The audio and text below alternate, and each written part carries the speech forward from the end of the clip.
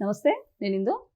వైసీపీని విజయసాయిరెడ్డి గారు మోసం చేశారంటూ జగన్మోహన్ రెడ్డి గారు కొన్ని సంచలన వ్యాఖ్యలు అయితే చేశారు.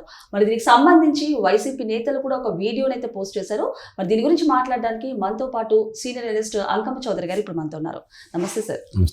సార్, మరి ఇప్పుడు చూసుకుంటే వైసీపీని విజయసాయిరెడ్డి గారు మోసం చేశారంటూ జగన్మోహన్ రెడ్డి గారితో కొన్ని సంచలన కామెంట్స్ చేశారు మొన్న. సో మరి దీనికి సంబంధించి విజయసాయిరెడ్డి గారు టీజీ జనార్దన్ రెడ్డి గారితో భేటీ అయినట్టు కూడా ఒక వీడియోని అయితే రిలీజ్ చేశారు. సో ఏమంటారు సార్ దీని గురించి?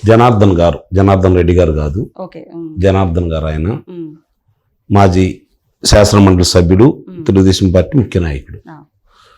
ఒకేసారి మామూలుగా ఒకళ్ళ తర్వాత ఒకళ్ళు వచ్చారని చెప్పని వాహనంలో దిగిన విధానాన్ని చూపించేసి వాళ్ళు చూపిస్తా ఉన్నారు.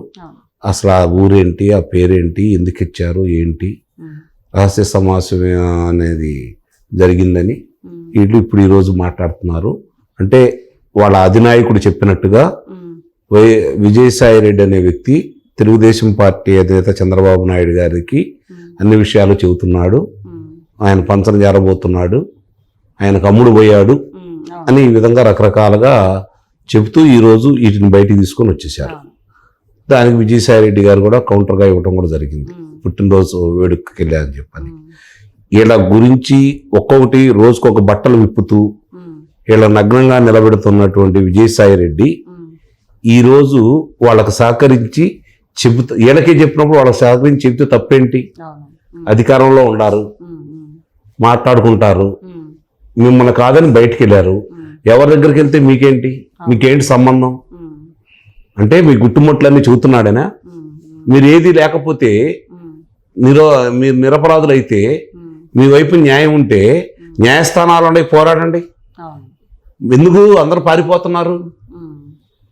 నిన్నగాక మొన్న ఎక్కడికి వెళ్ళిపోయి 2 నెలలు ఉండిపోతే ఈ రాత్రి పట్టుకొని వచ్చారు కాకాని గోవర్ధన్ రెడ్డిని. ఇప్పటి వరకు ఎక్కడున్నాడో తెలియదు. పిన్నెల్లి రామకృష్ణారెడ్డి మరి ఈయన మీసాలు బీకాడు, తొడలు కొట్టాడు, జబ్బలు దరిశాడు, పోలీసును అది చేస్తానని మాట్లాడాడు. మరి ఈరోజు కాకాని గోవర్ధన్ పట్టుకొచ్చారు కదా అదే పోలీసులు.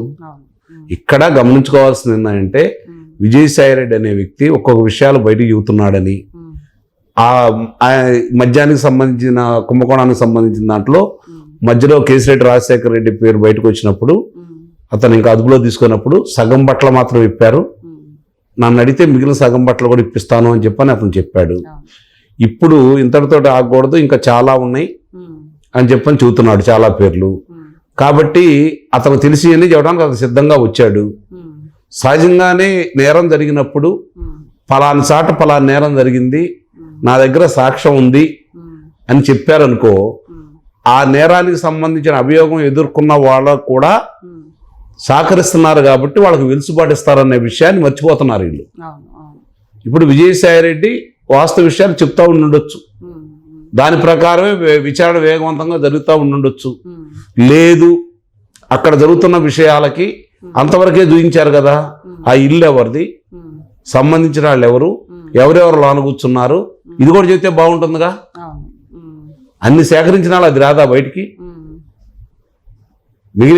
మిగిలిన ఎక్కడ ఉంటే పట్టుకొని చూపిస్తున్నారు కదా, వాళ్ళు చూపిస్తున్నారు కదా, ఈ విషయంలో కూడా అలా చెప్పొచ్చుగా.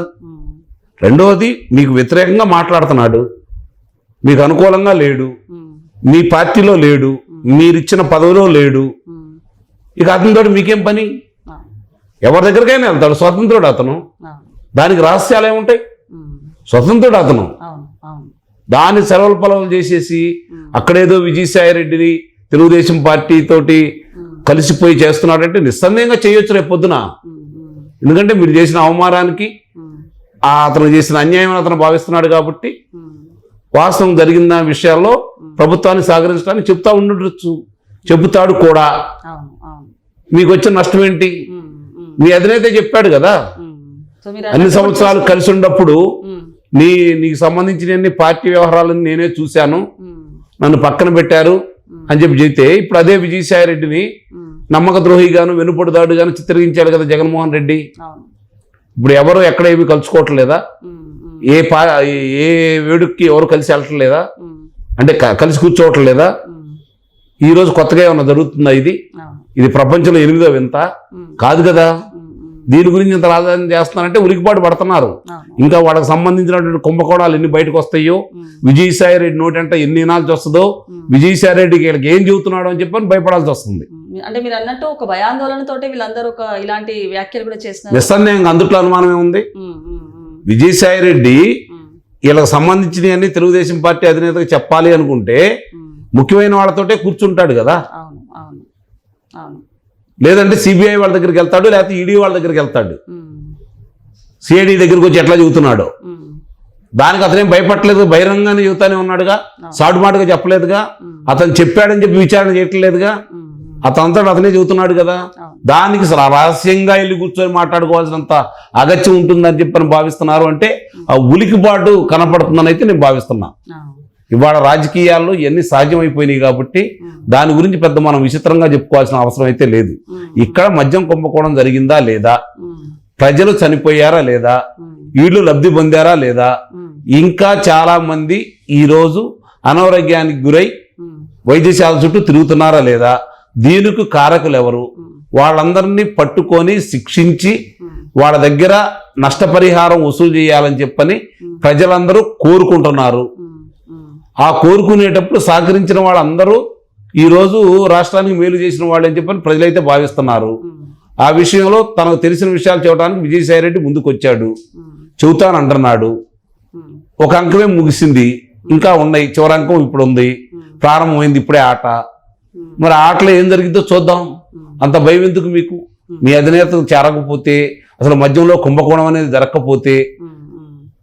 ఇప్పుడు నాకు ఒక సందేహం ఏంటంటే, మధ్యలో దళారీలు ఉన్నారు, మధ్యలో ఇవి పథకాలు వచ్చేతలకి సరిగ్గా పథకాలు అందరికీ చేరట్లేదు అని చెప్పని బటన్ నొక్కి వాళ్ళ ఖాతాలో వేసిన నువ్వు, ఒకరు నెలకు ఒకసారి వేసేదానికి చేసిన నువ్వు, రోజు ఇన్ని లక్షల కోట్ల రూపాయల్లో ఇన్ని సంవత్సరాల్లో జరిగిన దానికి, రోజు జరిగే వ్యాపారానికి నువ్వు డిజిటల్ మెయింటైన్ చేయకుండా నగదుతోటే చేసావు అంటే ఇక్కడే నీ కుంభకోణం అనేది అర్థమైపోతానే ఉంది కదా. ఇన్ని పేర్లు ఎందుకు బయటకు వస్తున్నాయి? న్యాయమూర్తులు అన్ని పరిశీలించిన తర్వాత ఇందుట్లో వాస్తవాలు ఉన్నాయి, మీరు దోషులు, ఇందుట్లో కళ్ళ ముందు కనపడుతున్నాయి, ఆధారాలు ఉన్నాయి, మీకు వెలుసుబాటు ఇవ్వను అని చెప్పిన తర్వాత కూడా ఇంకా బొగాయించాలని, ఇదేదో పక్కదారి మళ్లించాలని, జగన్మోహన్ రెడ్డి దాకా ఇప్పుడు వెళ్తుంది కాబట్టి జగన్మోహన్ రెడ్డికి సంబంధం లేదని చెప్పే ప్రయత్నం చేయటంలో భాగంగానే ఇలాంటివన్నీ బయటకు తీస్తున్నారని అయితే మనం భావించాలి.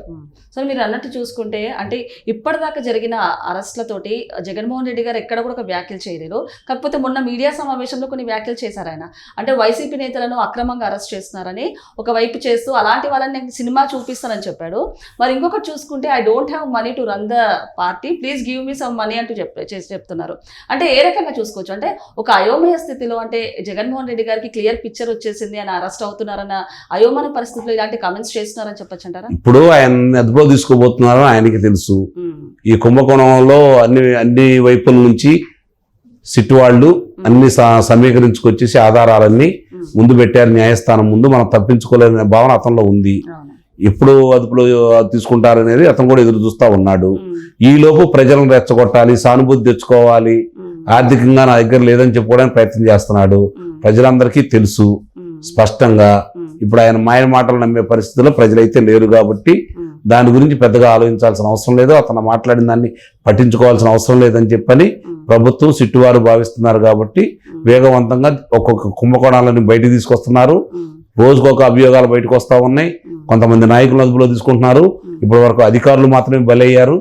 నాయకులు ఇప్పుడిప్పుడే ఒక్కళ్ళనొక్కళ్ళు పట్టుకొని వస్తా ఉన్నారు. ఒక వరుసనే జరిగే ఈ క్రమంలో రేపు పొద్దున మాట్లాడటానికి ఈ అదుపులో తీసుకున్న తర్వాత నాకు తెలిసి మాట్లాడే వాళ్ళు చాలా మంది కూడా ఎక్కడ ఉంటారో కూడా తెలియని పరిస్థితిలో ఉంటారని అయితే నేను భావిస్తున్నాను. అంటే ఇప్పుడు జగన్మోహన్ రెడ్డి గారు అరెస్ట్ కూడా తొందరలోనే ఉందని చెప్పొచ్చు అంటారా సార్? ప్రస్తుతం జరుగుతున్న విషయాలన్నీ అతని దగ్గరికి వెళ్తున్నాయి కాబట్టి అతనికి నోటీసులు అందజేస్తారు, వివరణ కోరతారు. తర్వాత అన్ని న్యాయస్థానాల ముందు పెట్టి అతను దోషి అని చెప్పి తేల్చి అప్పుడు అదుపులో తీసుకుంటారని అయితే నేను భావిస్తున్నాను. Okay sir.